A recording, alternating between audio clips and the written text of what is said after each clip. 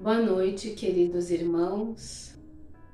Com alegria, esta noite temos a oportunidade de realizar a preleção desta semana e nós vamos então nos preparando para receber mais um ensinamento do nosso Mestre Jesus.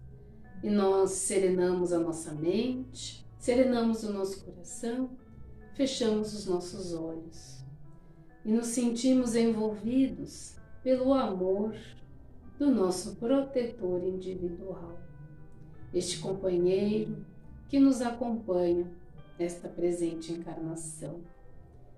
Nos imaginamos no salão da nossa casa bendita, CAE, e nós, serenos e tranquilos, sentimos a presença amorosa da nossa mãezinha espiritual, Maria de Nazaré. Ela nos envolve no seu manto azul de paz, serena ainda mais a nossa mente e o nosso coração, e nos leva ao encontro do seu Filho, Jesus, a quem agradecemos imensamente a sua misericórdia e nos dedicamos a conhecer e a vivenciar os seus exemplos, que amorosamente temos conhecimento através do Evangelho.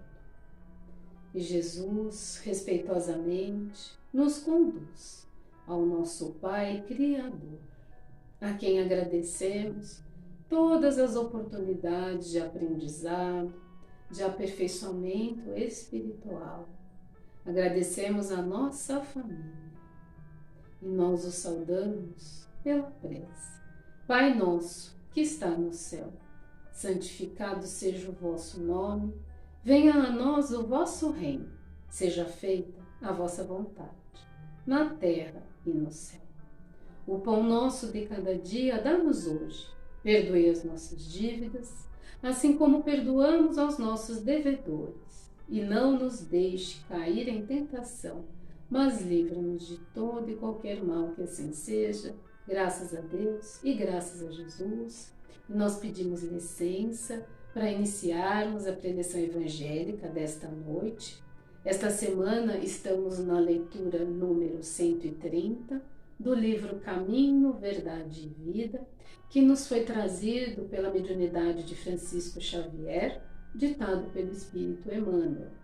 E o trecho desta lição, denominada Tristeza, foi extraído da segunda epístola de Paulo aos Coríntios, capítulo 7, versículo 10, e diz: porque a tristeza, segundo Deus, opera arrependimento para a salvação, o qual não traz pesar, mas a tristeza do mundo gera a morte. E Emmanuel nos esclarece da seguinte maneira: conforme observamos na advertência de Paulo, há uma tristeza segundo Deus e outra segundo a terra. A primeira soluciona problemas atinentes à vida verdadeira. A segunda é caminho para a morte, como símbolo de estagnação no desvio dos sentimentos. Muita gente considera virtudes a lamentação incessante e o tédio continuado. Encontramos os tristes pela ausência de dinheiro adequado aos excessos. Vemos os torturados que se lastimam pela impossibilidade de praticar o mal.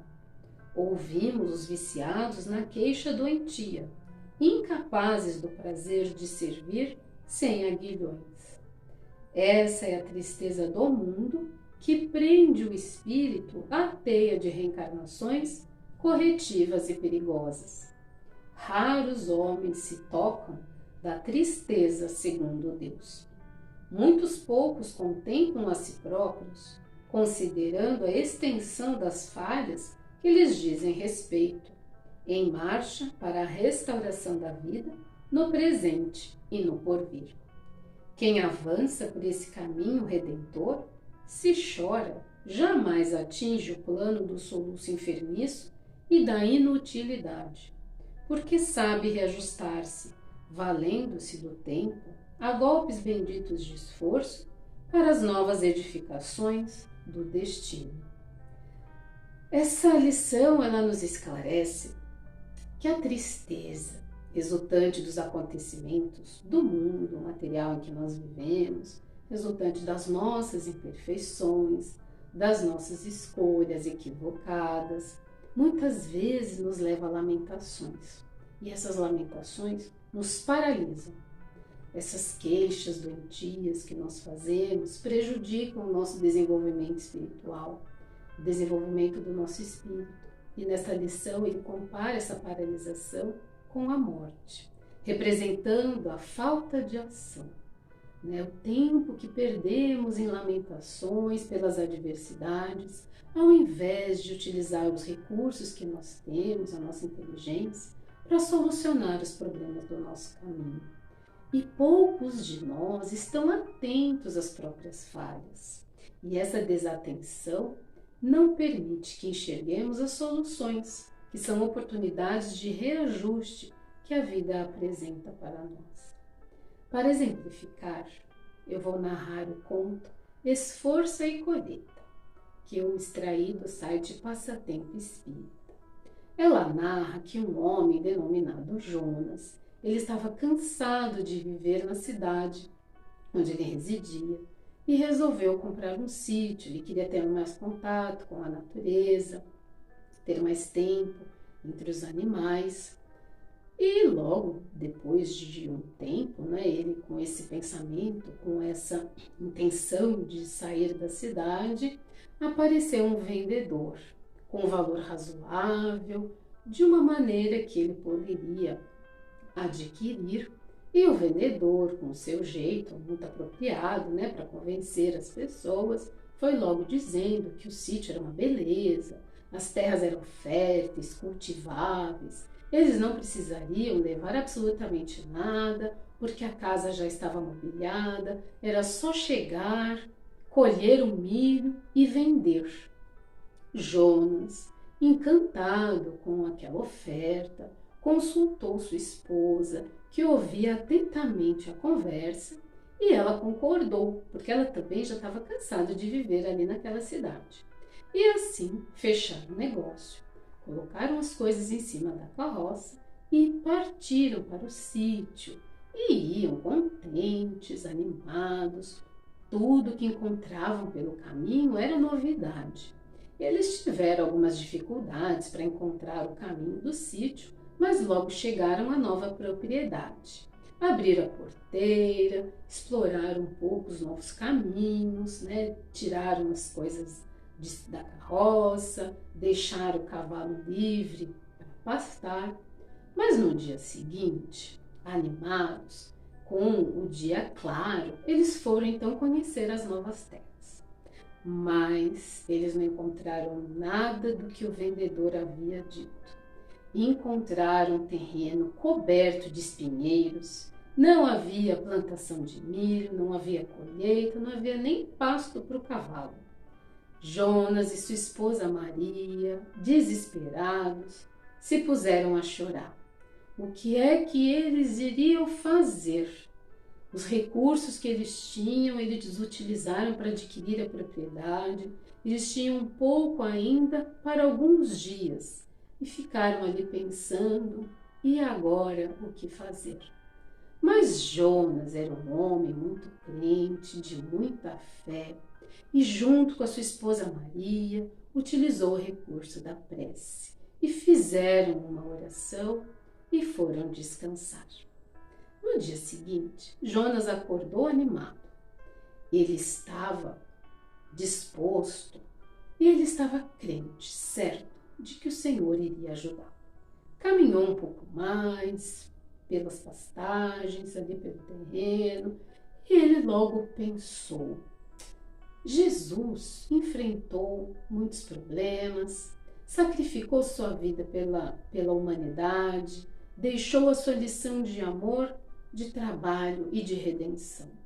E com esse pensamento foi até a sua esposa e disse: Maria, não podemos cruzar os braços, não podemos desanimar.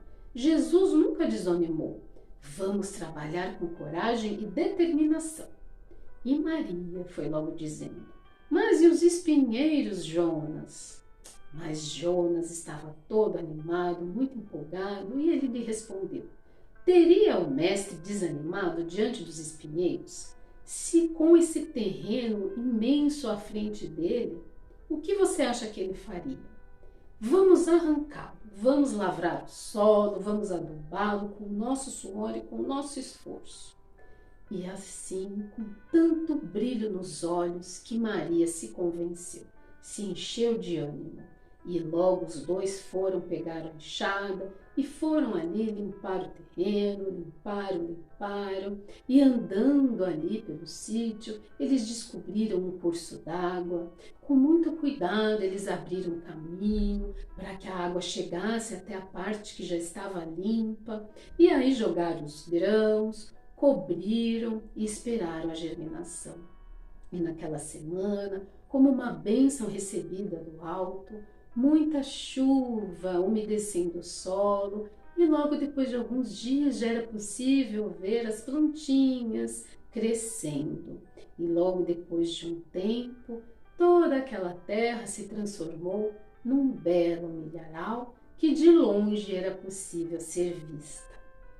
Então, essa história, ela nos mostra o resultado dos nossos esforços. Diante das dificuldades, nós temos a opção de paralisar, de se lamentar, de se entregar nas queixas doentias, que nos impedem a ação, ou nós podemos, assim como Jonas dessa história, que colocou as suas mãos para trabalhar, buscou o recurso da prece, inspiração do plano superior, mas ele fez a sua parte, arou terra, plantou e ele prosperou. Não é? Então, nós temos sempre as duas opções. Podemos nos inspirar pelos exemplos de Jesus, conforme o Jonas na história, a sua inspiração de superação das dificuldades, ou nós podemos sentar e lamentar. Estagnação, paralisação. Então, que nós possamos refletir como estamos agindo diante das dificuldades que se apresentam ao nosso caminho. Estamos paralisados pelas queixas, pelas lamentações, ou nós estamos utilizando os recursos que nós já conquistamos, a nossa inteligência, para reparar os erros, para construir um novo caminho, a exemplo de Jesus, um caminho de trabalho, um caminho de esforço, mas um caminho de bondade e de amor, e que nos levará ao encontro do Pai. Né? E que nós possamos, assim como Jonas da história, se inspirar pela prece, se inspirar nos ensinamentos de Jesus. Que assim seja, graças a Deus. E com esta reflexão, nós vamos então doar os nossos melhores sentimentos, sentimentos de amor, sentimentos de paz, sentimentos de incentivo, envolvendo todo o nosso planeta Terra. Direcionamos essas energias amorosas e fortalecedoras a todos os locais que passam por qualquer dificuldade, seja do plano físico, espiritual. Vibramos intensamente para todos os povos em conflito. Vibramos por todas as regiões do nosso planeta que ainda se encontram vitimadas por essa pandemia. Vibramos pelas equipes médicas que trabalham incansavelmente para a solução de diversas doenças que nos assolam. Vibramos por todas as instituições religiosas que professam os ensinamentos do nosso Mestre Jesus. Vibramos pelas instituições que acolhem os irmãos com necessidades, sejam por doenças físicas ou aqueles irmãos que ainda se encontram envolvidos nos vícios. Vibramos por todos os lares do nosso planeta, Sejam aqueles lares em desajustes, sejam aqueles lares em harmonia. Nós vibramos pelas casas de acolhimento, vibramos por todos os nossos parentes, amigos e familiares. Nós vibramos intensamente pela nossa Casa Bendito CAE, por todos os seus assistidos e por todos os seus colaboradores.